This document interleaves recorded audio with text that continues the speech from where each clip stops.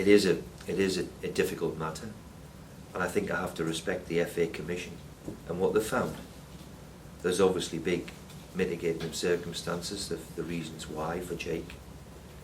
And as I spoke to Jake yesterday, some people will never forgive him, which I can understand and what Jake understands. As far as I'm concerned and the club's concerned, he's made a mistake, he's apologised for that mistake, and now he wants to get back to the part of his life which he wants to do, which is obviously play professional football.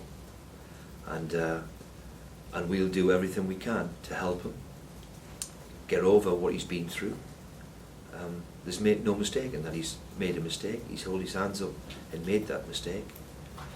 But obviously the mitigating circumstances surrounding the case, the FA Commission have decided that being out for the last 5 months has been punishment enough.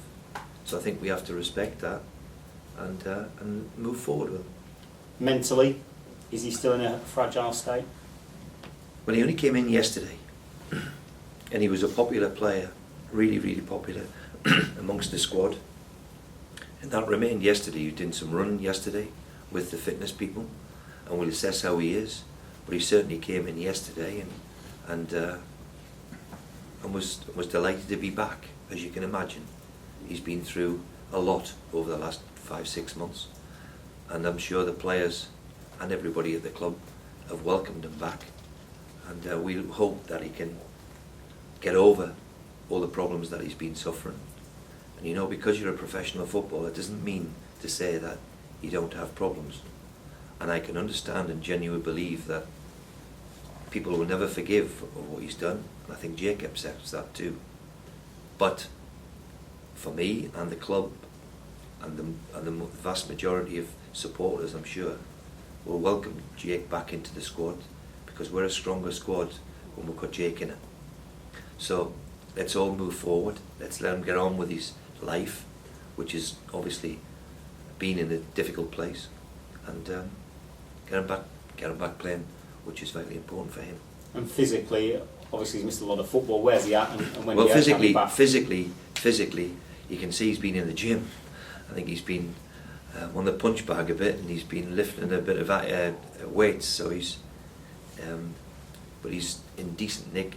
He's one of them natural athletes, Jake. And yesterday he was in very decent shape. So I'll know more in the next 2-3 days of where he's up to and where he's at. And next week we'll be able to assess where he's at. And but I would envisage that it'll be at least 2-3 weeks before we see him. And we need to get him back playing in under 21 game, maybe a week on Monday is a target already in my mind. Let's see how he is. There's no doubt that he's been troubled over what's happened. And in my 15 years of management, last year I said to my staff on numerous occasions, there's something quite not right with Jake. And I didn't quite identify what it was, which I feel I let him down a little bit with it. I should have realised that he was in trouble, in a dark place. But you carry on, because you think, well, oh, he's lost a little bit of form and he hasn't done this and he hasn't done that.